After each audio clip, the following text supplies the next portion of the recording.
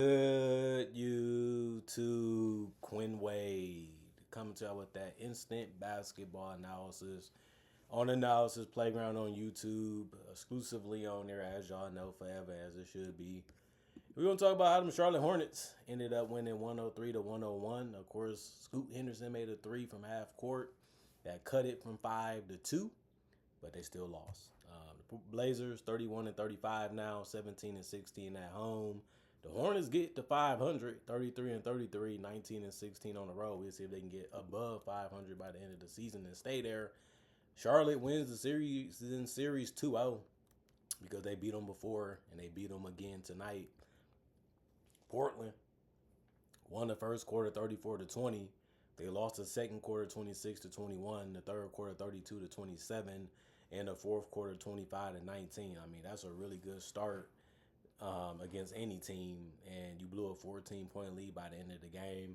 Shows you it can be a difficult thing beating an NBA team or in any sport on any level.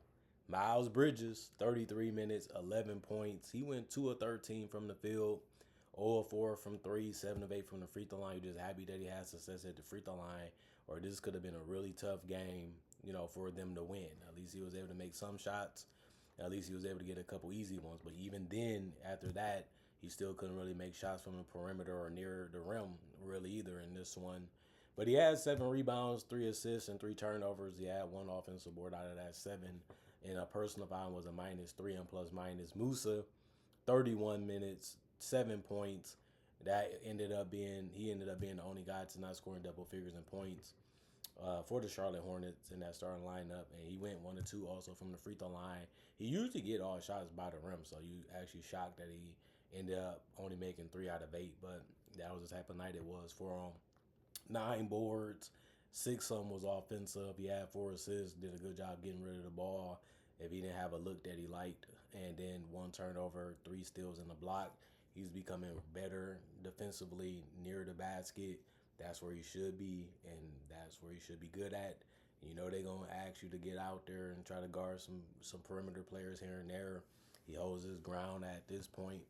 3 personal fouls and a +1 and plus minus. Brandon Miller hit them free throws that was needed to seal the game. He went 6 of 6 from the free throw line, 3 of 7 from 3, 7 of 18 from the field. He's going to attack the basket. He's going to take some mid-range. He's going to take some threes. Whatever he sees and whatever he likes, that's how most stars go. And 23 was game high for them, and he's a guy that they rely on a lot for offense. 9 rebounds, 4 assists, 4 turnovers, 3 steals, 1 offensive board, 2 personal fouls, and a -3 and plus minus. LaMelo Ball, 22 minutes, 14 points. He went 6 of 16 from the field, 2 of 7 from 3. He got good looks throughout the entire game. It's just he couldn't really put them in the basket the way that he wanted to or the way that he felt he was going to once he took the shots. But not the best offensive game from him because he even had 3 turnovers and only 4 assists. I feel like he is a good player for this team, but, he loves to score kind of his way. And sometimes you need the ball in his hand for that to happen, or he's still learning how to make plays for this team, and it's a learning process. They have the rest of the season to figure it out and smooth it over as much as they can, but it's still some rough patches with this team offensively. 4 rebounds, 1 steal, 3 offensive boards. He did foul out in this one with those 6 personal fouls and was a -4 and plus minus. And Knipple stepped up for them defensively and offensively through some of this game. 36 minutes for him, 15 points. He went 5 of 11 from the field, 4 of 8 from 3, 1 of 1 from the free throw line. He had 4 rebounds and 2 assists, no turnovers and 2 steals, 3 personal fouls and a -7 in plus minus. Grant Williams, he went 1 of 3 from the 3-point line, 1 of 5 from the field. He had 1 rebound, 1 assist, 3 turnovers and 2 steals. No personal fouls and a +8 and plus minus. He didn't hurt the team, leaving them open in this one as much like he usually does, but he still did compete defensively, and he still did try to knock down the open ones. They just didn't fall. And then Ryan did a good job of finishing in the paint. He shot a 3, he missed it. He also missed a free throw and made 1, but he went 6 of 8 from the field and got to double figures in points and 17 minutes. So you have to like that. He also had 6 rebounds, 1 assist, no turnovers, and 2 blocks. The 2 blocks ended up being the most on the team. He also had 3 offensive boards, 1 personal foul, and was a 0 and plus minus. Pat Connaughton, 5 minutes, 3 points. He made a three, then missed his 2 point field goal. He did have 2 rebounds and a steal. No personal fouls, and it was a +1 and plus minus. Josh Green, 21 minutes, 3 points. He made a three and missed the rest of them. Finished 1 of 4 from the field because of that. Because those was his only attempts. 3 rebounds, 1 assist, 1 turnover, 2 offensive rebound, 1 personal foul, and a +16 and plus minus. Zion James, he was able to make his threes and get to the free throw line. 5 of 6 from the free throw line, 2 of 3 from the 3 point line, 7 rebounds, and that was the most off the bench. You wouldn't expect him to do that, but it happened tonight. He gave them some effort, and you have to love the fact that he was able to do that for them. 1 assist, 1 turnover, 1 block, 3 personal fouls, and a +1 and plus minus. And then the Portland Trailblazers, the team that really had it going and then lost their touch a little bit before the game was over. Jeremy Grant attacked the basket real well and also hit some shots from the perimeter. And he went 3 of 6 from three and 7 of 10 from the field. But he also went 7 of 7 from the free throw line. And then, he ended up leading the team in scoring with those 24 points. He had 3 rebounds, 3 assists, 3 turnovers, and a steal. 1 offensive rebound, 4 personal fouls, and was a 0 and plus minus. Tamani missed a lot of shots, hit a big three though, but it still wasn't enough. They needed him to make more shots in the end and earlier on.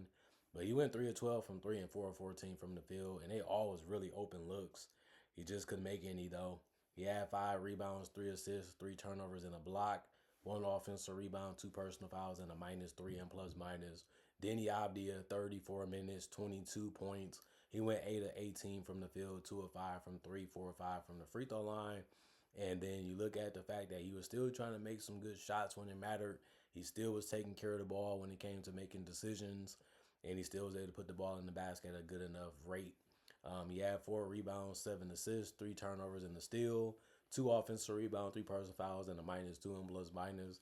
Donovan Clingan, 26 minutes, 11 points, 3 of 9 from the field, 1 of 4 from three, 4 of 6 from the free throw line, and a double-double because he had 11 rebounds. He's the biggest guy on the court. So you might as well use that big body for something. And he didn't shoot the ball that great, even around the rim, even further from the rim, but he still was able to get those rebounds, and that's essential to winning. 3 assists, 1 turnover, and a steal. 2 offensive rebounds, 2 personal fouls, and a -1 and plus minus. Drew Holiday, 32 minutes, 4 points, 2 of 8 from the field, 0 of 2 from three, 1 rebound, 5 assists. The 5 assists was really good for him, and he couldn't make a shot really either.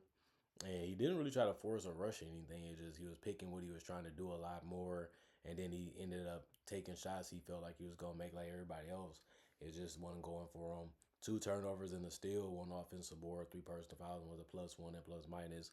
Scoot Henderson, 19 minutes, 17 points, 6 of 10 from the field, 5 of 8 from three.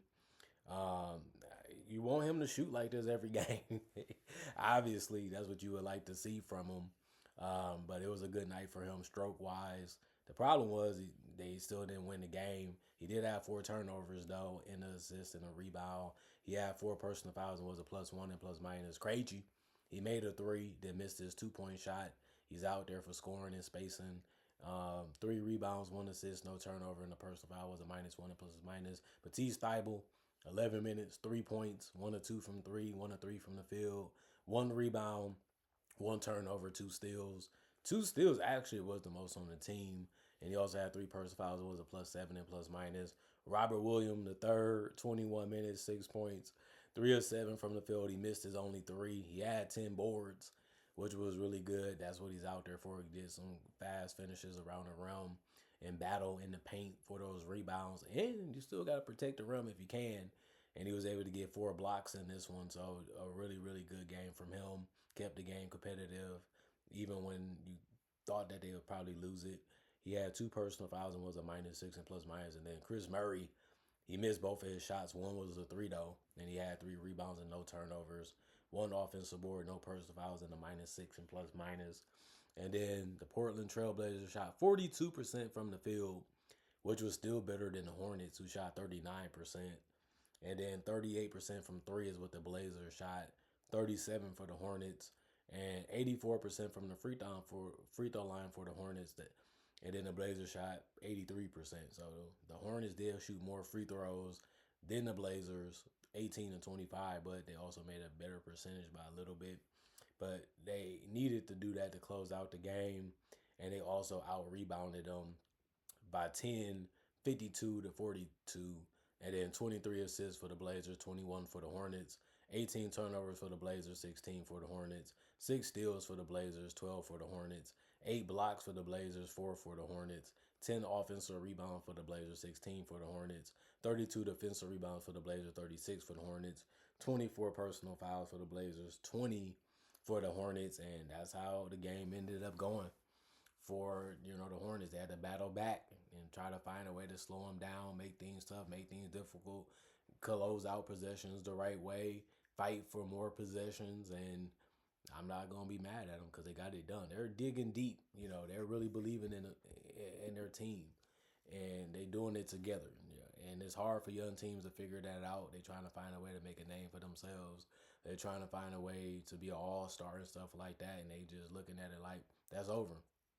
Let's try to go out there and compete and win games and not make excuses. Let's just try to go out there and get it done. And that's one thing I like and respect about this Hornet team is they're figuring it out. They pointing fingers a little bit, but they're still going out there and making changes and adjustments, and they believing in their coach to be able to guide them when he can and be there for them when they need them, and they also making corrections. So it can be that way, and that's what you're going to need if you want to win, and they're figuring that out basically these last 2-3 months, and it's good to see. Other than that, comment, like, subscribe, share, notification bell if you want that analysis when it first come out. Y'all stay blessed up. Y'all stay good. Peace. And see y'all later, man. Hopefully.